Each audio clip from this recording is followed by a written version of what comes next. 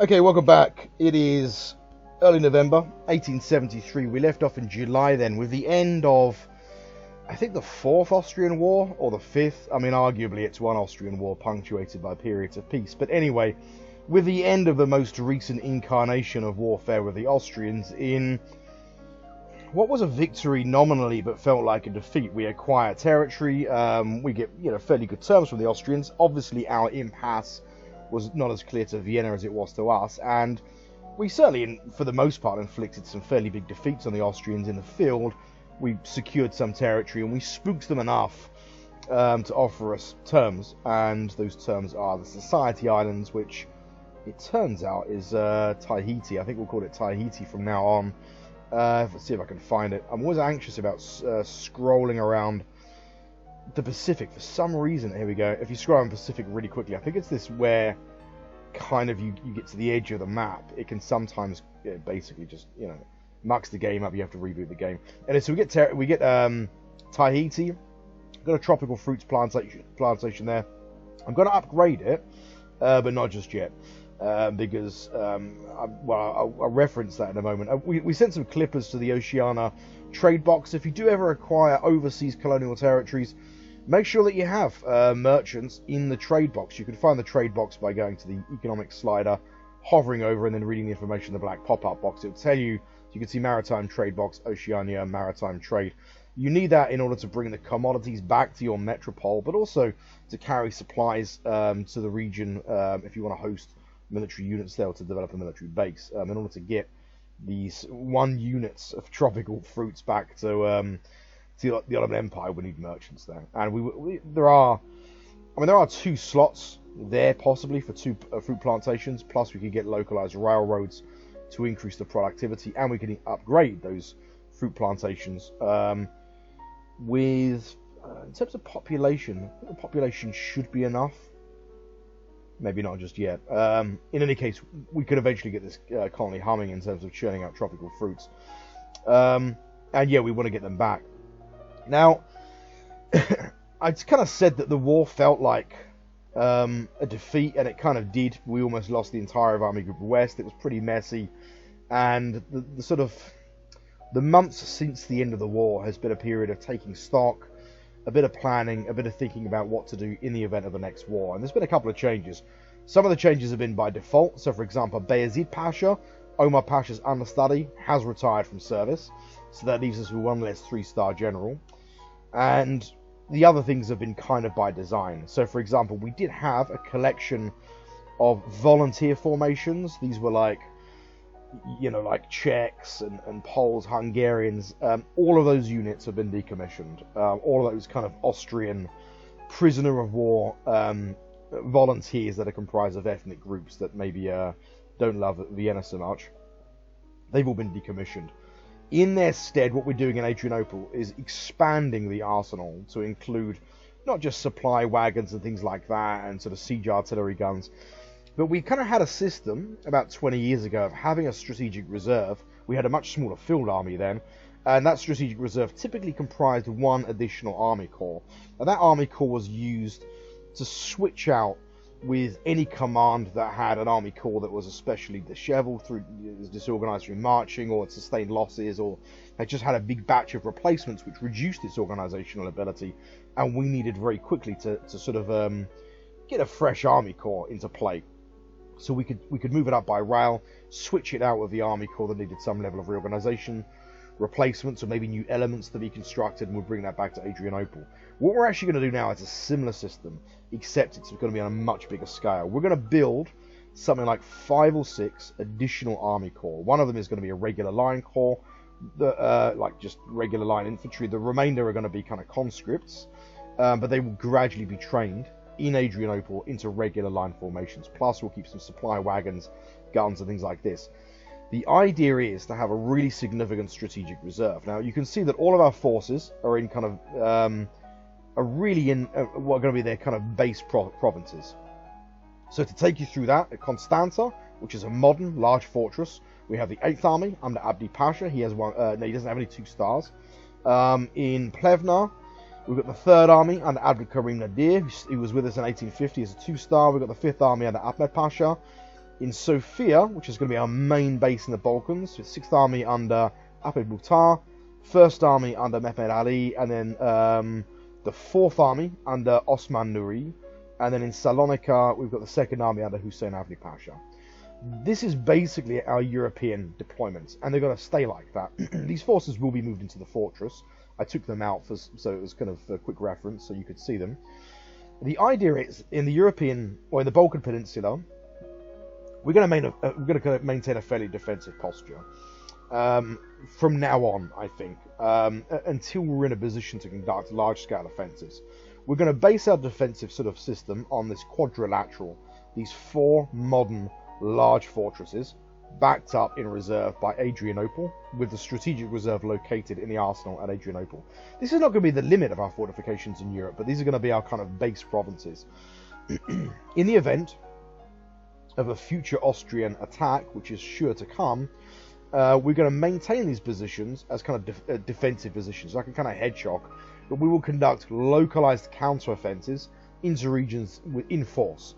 So, for example, if the Austrians push down through Sarajevo, through Novi Pazar, and develop a position in Niš or Pristina, we'll counterattack in force.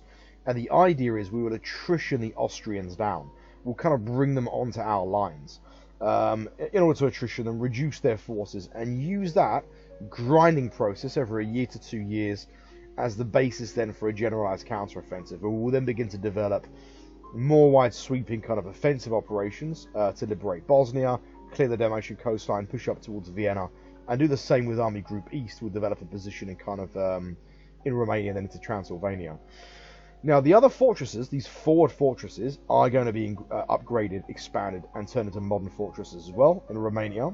And in the west, there's already a large modern fortress in Sarajevo, but we're going to develop a kind of system of citadels at Novi Pazar, Montenegro, Pristina, Niš.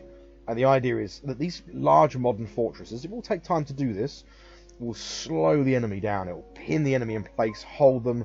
If they punch through, just bypass the fortresses, they will struggle to draw supplies through those regions, because the fortresses have to be really taken in order for you to get seamless supply.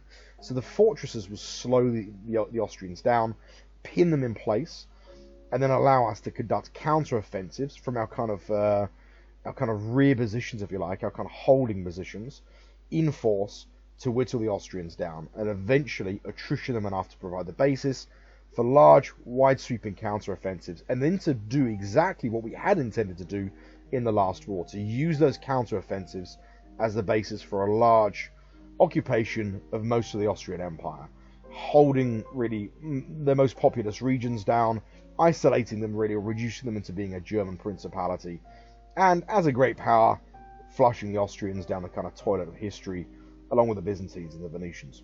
That's the game plan, pretty much, for future campaigns against the Austrians, which are sure to come. Probably within the next year, we'll be looking at another declaration of war. In the event of a war with Austria and Prussia, the beauty of this system is that in any case, it keeps the Austrians busy. So we can kind of try and divide them. We can concentrate our forces against the Russians, inflict hefty defeats against the Russians in the field, possibly, and just clock up war score. We don't have to occupy large amounts of Russian territory. I think defeating Russia through occupation of territory is probably not a thing that is going to be that doable anyway, to tell you the truth. It's going to be defeating them in the field again and again and convincing them of the absolute futility of conducting serious offensives against the Ottomans. The Austrians, on the other hand, we've got more developed plans for them. So that's pretty much it. In the east, we're always going to maintain an army, I think, from now on, always, no matter how bad things. Unless Constantinople is immediately threatened, we'll always maintain the 7th Army in the east. We are going to construct an additional cavalry division for that army. It's comprised of 1 guard corps, 4 mounted divisions, cavalry division, a host of independent artillery, and it will be an additional cavalry division. That's controlled by Ahmed Ayub. And that'll be his permanent kind of command. In the east, we're going to do something similar. We've already got a large modern fortress at Kars. We're going to do the same in Batumi, where we have a sort of an early modern fortress. We're going to expand and upgrade the fortress in Van, but also we're going to build rear fortifications and upgrade them. We're going to have a fortified line that goes all the way from Hakkari through Bitlis, Erzurum, and to Trabzon. So we're going to create a system of fortresses that just slows the Russians down. It means the Russians won't be able to do any fast moves. I mean, it's in mountainous terrain anyway. This is difficult terrain to conduct offensive operations. We'll maintain one command to conduct local counter-offensives as and when we can. But the idea is we'll have a system in the east that will slow the Russians down, stop them really from occupying any kind of like significant ground or penetrating into the empire. So this kind of defensive military sort of system, which is a natural conclusion to draw from our most recent experience with Austria, which is that Austria very much has game, is very much able to conduct effective offensives, has a very large and effective army still.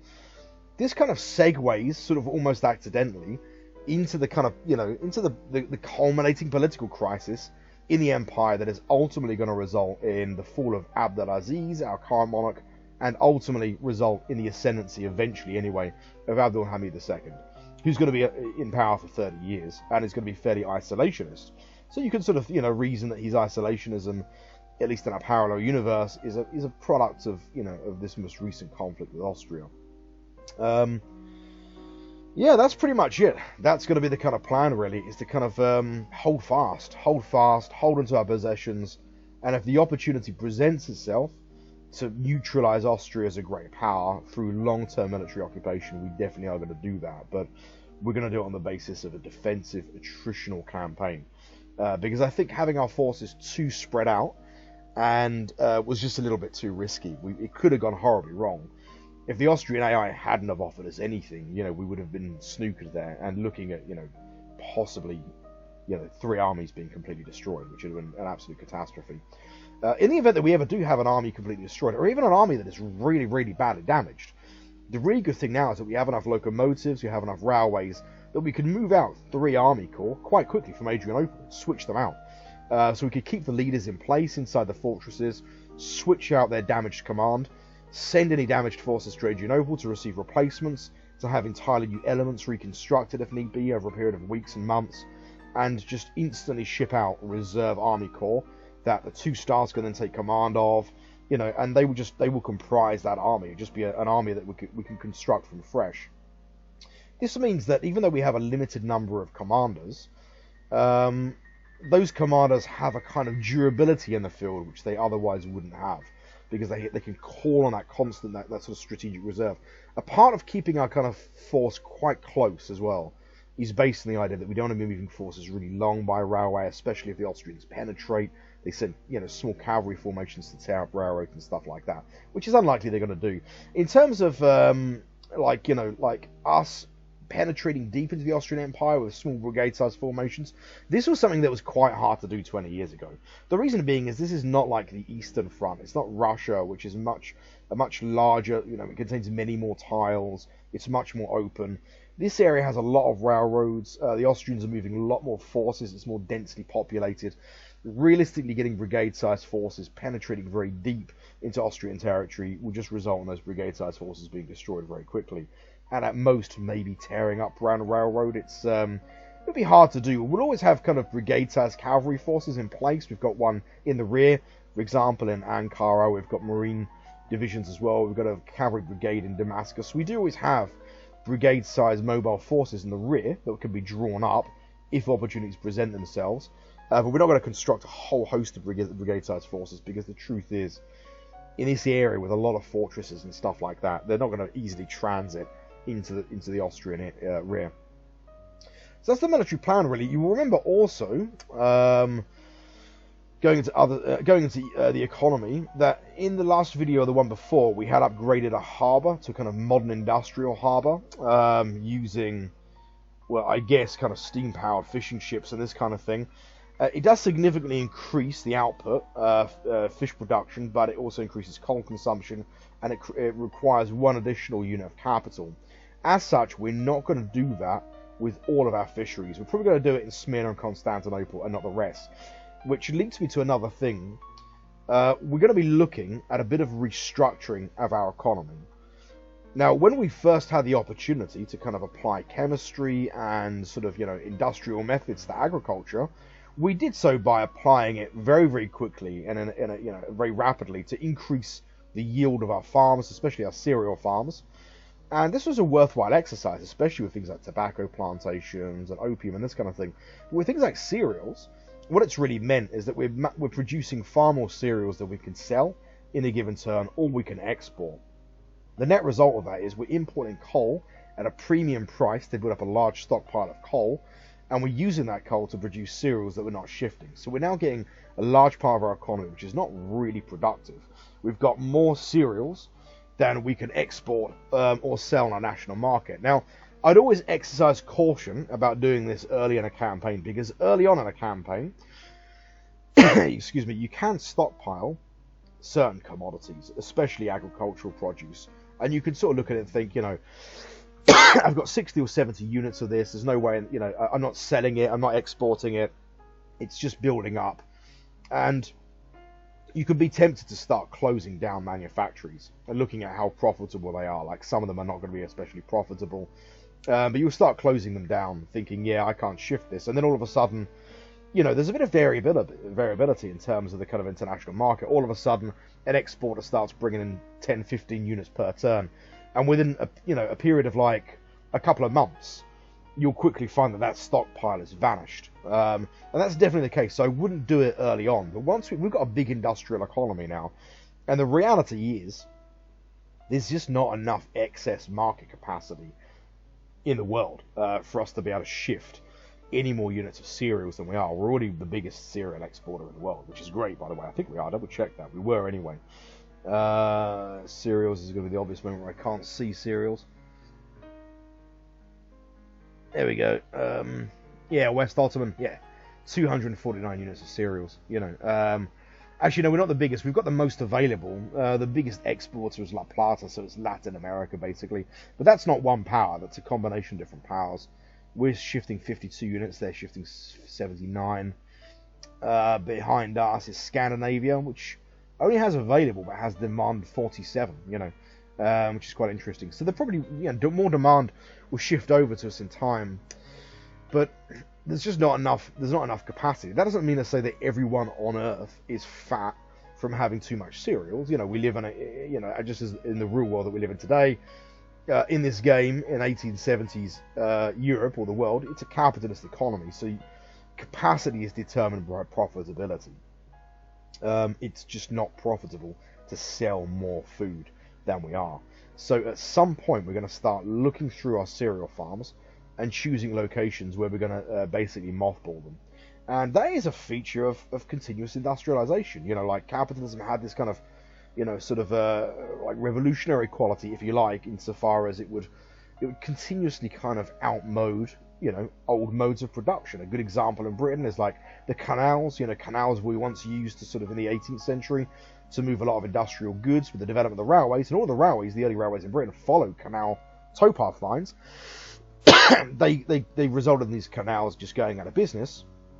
The canal boaters were no longer moving goods. They couldn't afford their rents, so they ended up living on their boats, which gave rise to the tradition in the UK, at least, of people living on canal boats. So, you know, this is a feature of industrialization, that the continuous changing of methods outmodes, you know, serves to kind of outmode old methods of production. And the new methods of agricultural production means that we need to downsize the total number of agricultural plantations that we have, because there's just too much capacity. So I'm not going to do it yet, but I'm going to basically sit down with a calculator at some point and base it on an average. So, like, you know, look over a year. If after a year we start shifting more agricultural produce, then it's different. But I think the reality is we're already shifting a lot per fortnight, and there's just too much capacity. Yeah, to the point that I just don't think it's profitable. Even if that particular site is making a profit, I don't know. I mean, if we're importing coal at a premium to get a stockpile, I don't think it's a good shout. So we'll begin to reduce it, you know, let our stockpile kind of like, at least kind of fritter it down, that we can open up a plantation and play around with it, fine-tune the economy. And that's something that we need to sort of look to doing. So yeah, we're definitely going to do that. Have a play with the economy, a bit of economic restructuring. One interesting thing with our investments in China is a number of our investment sites were sort of aimed at offsetting a lack of certain kinds of resources that we have at home. So, for example, if we look at timber sites, In the Ottoman Empire, there's only one site, which is in Epirus. It doesn't have railroad access, but it produces 4 units per turn. The other sites are located either in Korea or China, and we now produce 8 units of timber in, timber sites owned by Ottoman capitalists abroad. We produce twice the amount that we do actually generate units of timber in the Ottoman Empire, which is interesting. So it is beginning to pay off. Now, that still only constitutes a fraction of the timber that we need. Our structural expenses is 41, we're churning out 12 basically, so it's like a quarter. And it's probably going to be a bit more pressure on that because I've just begun the construction of 2 furniture factories in the Ottoman Empire. But there's going to be more of that. I mean, our investments abroad, our plan to kind of export capital is starting to pay off. I mean, even if we lose access to the sites eventually, it still creates kind of like global production capacity, which we'll import anyway. The other kind of sites that we're looking at, for example, is tea plantations. Again, these are not very productive sites, but eventually some railroads, the Chinese will probably start constructing some railroads, and I'd imagine that when they do, it's going to be concentrated in the kind of coastal regions around Shanghai and places like that. So we're focusing on tea. Our first experimental rice paddy, I think that is the sum total of the rice produced by the Ottoman Empire, and it's not even in the Ottoman Empire, it's in Taipei, and it's 1 unit per turn. We've got a timber site a little bit further south of Formosa in Taiwan. We're going to continue investing in China because it benefits us in terms of geopolitics and also, access to certain kind of commodities. Silk, for example, will be a good shout, but we're definitely going to focus on tea because, tea is a commodity we don't produce quite enough really to meet to meet domestic consumption entirely. And the more that we produce, the more that will drive domestic consumption up slightly, I suppose, as it drives prices down. So we're going to continue our sort of program of investing in China.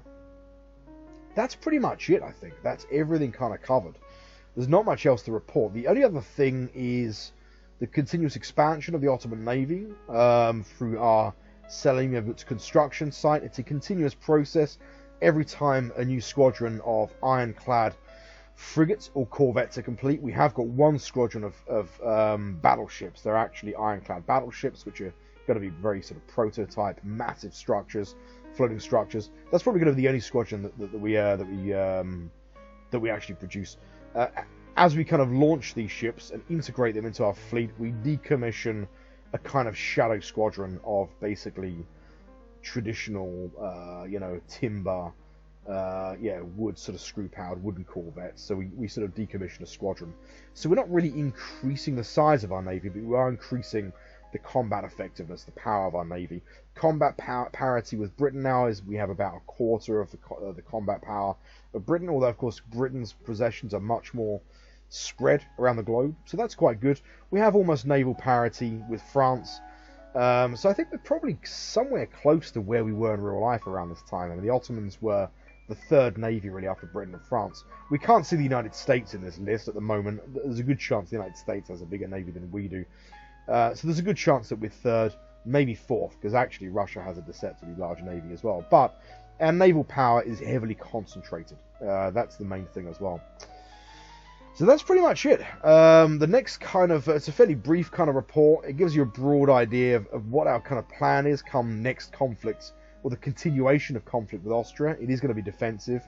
We are going to sort of draw conclusions from the last conflict with the Austrians. They've definitely still got game. I think some of it might have been a little while back. I went to the options and increased the effectiveness of the AI a little bit more, allowed them to cheat, that kind of thing, to make a bit more of a competitive game. It might be, the cheats are not great. It just means that their forces recover slightly quicker. It might have been that, but it might not have been. I mean, the Austrians were challenging anyway. We did quite well in previous wars, partly because they were at war with other powers at the same time, like Russia Russia and Italy.